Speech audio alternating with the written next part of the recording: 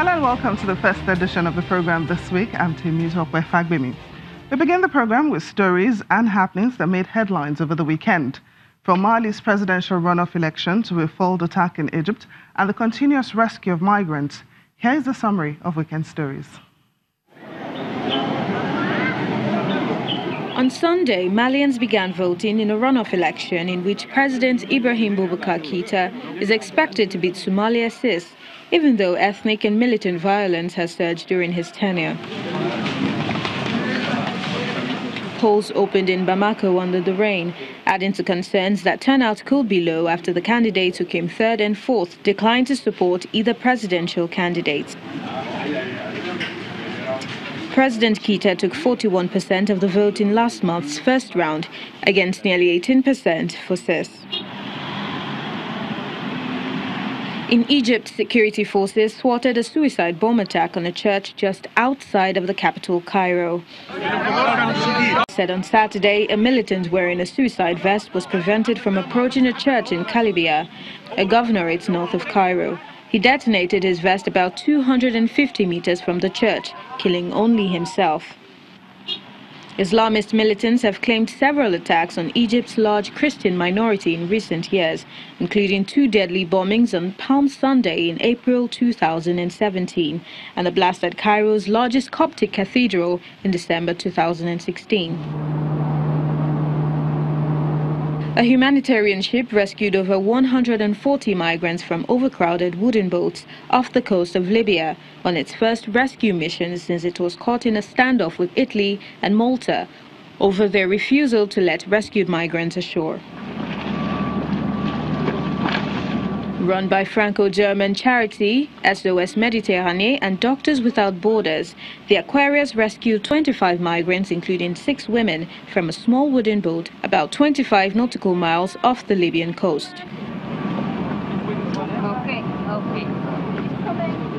Later, 116 others were taken off a second wooden boat at the same area, including 38 women and 73 under the age of 18. When Italy turned the Aquarius way in June and Malta followed suit, the ship spent a grueling 9 days at sea before eventually disembarking the migrants in Spain. The row also drew in the European Union and France, and political tensions have persisted between Rome and Paris since.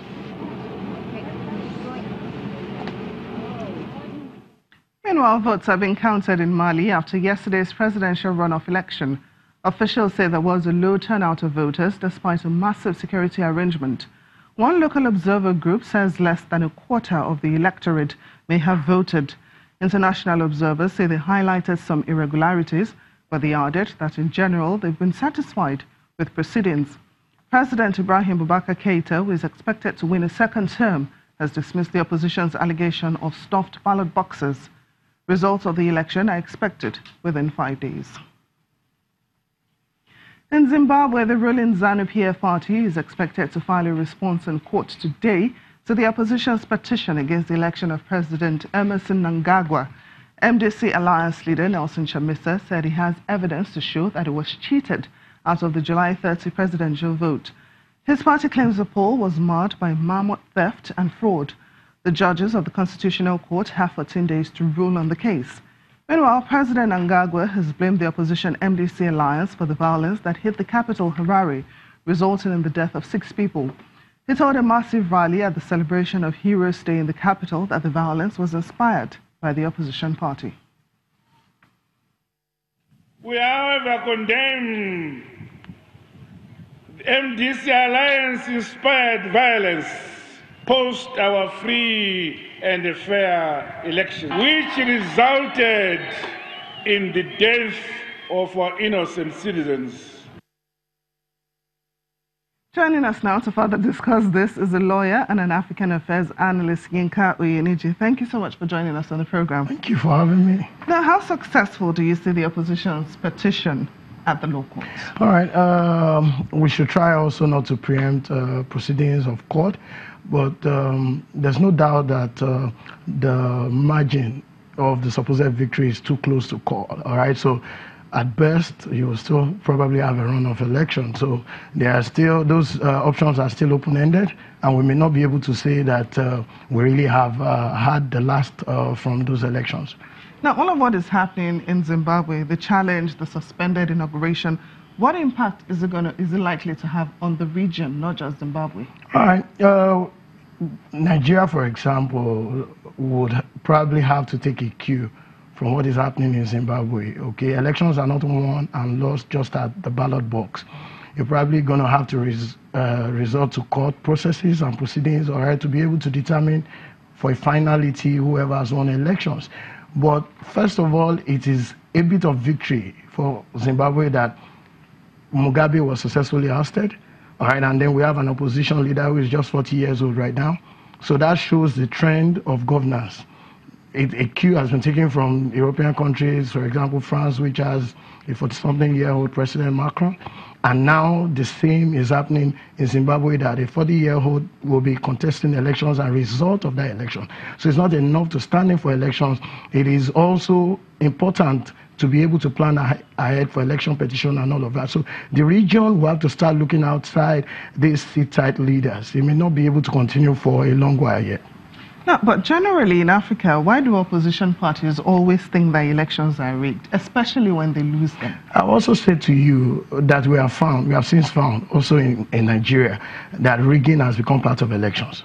There's a question of voter apathy where a lot of people don't turn out for elections. In the last gubernatorial elections in Lagos, for example, we had only 1.5 million voters in a state that could easily have 20 million voters. Now, those 1.5 million, the margin of win was about only 100 and something thousand. So those problems are always there. It's just that they are part of the mechanisms of winning an election. You have recourse to election petition. Oftentimes, we believe everybody rigs. The last Ekiti election, the vote buying, and I just read somewhere today, INEC saying that they probably have to switch voting centers in order to discourage vote buying. So it is there. Rigging could be part of elections, and sometimes it's the person who can rig the most that wins the election. But over and above everything else, whoever is standing for election must not rely solely on the voters just coming out. You hear more than oftentimes that you have to stay for votes to be counted, but you have to even take it a step further to gather enough evidence, because it has been proven even in Nigeria that the courts may determine who wins an election eventually. Now, let me take you back to Zimbabwe. Yes, after the ousting of former President Robert Mugabe last year, the country was hopeful for change. Would you say they've really gotten that with President Mnangagwa, who was a staunch ally of Mugabe? Well, again, what happens, the trend in Africa has been, including in Kenya and all of that, you see that the opposition is getting stronger. So that they were able to get Mugabe out, a 90-something-year-old president, was an easy plus. Now, secondly, you also have a younger man and a younger generation in the opposition, a 40-year-old. Another victory. Number three, the margin. Whether the elections were rigged or not, I mean, you are going maybe between 52 and 48%. That's too close. It is enough to even guarantee a runoff. Now, one of two things may happen. That everybody comes to a round table and decide, okay, Mnangagwa will sit it out for another 4 years. But it's pretty determined. Whether he remains president or not, the next president of Zimbabwe is probably a 40-year-old, as you can see from the challenge at the results of that election. Now, what responsibility do neighboring countries have to make Zimbabwe politically stable? We've seen the violence that happened in Harare, 6 people died. What can neighboring countries and the African Union do to prevent a repeat of that violence? I'll tell you the truth, and I'll take it easy. Number one, the African Union and other countries of the region have nothing to offer, and that is the truth. In Nigeria, we have a 75-year-old who is president and probably seeking re-election. In other parts of Africa, we also have them who are already septuagenarians. What do you think they would say? They are not going to tell Mnangagwa to leave and allow a 40-year-old to become president. But the young people in that region have to now step out to say, if you are not going to leave, all right, by yourselves, by your own discretion, we can make you leave by standing elections against you. The revolution doesn't have to be one that is violent, all right? So it behoves on other interest groups. Countries of Africa kept quiet. We really did not make any input into ousting Mugabe. It was all program planned in China and executed here in Africa. But it is good that opposition parties are rising up, okay, and putting forward formidable candidates. The last time I was here, I said to you, the last thing you said to me was, untested, untrusted young people. But now you can see a 40-year-old is challenging those elections. There's light at the end of the tunnel after all. Now, finally, before I let you go, President Mnangagwa has blamed the opposition for the violence that erupted in Harare. And of course, some opposition leaders now are in hiding because they're looking for them. But what about the government's response, you know, deploying soldiers to the streets? What do you say about that? I was going to say that that's pretty irresponsible. The first mark of true leadership is to take responsibility. The opposition did not embolden or did not arm the soldiers to open fire on protesters. You killed 6 people.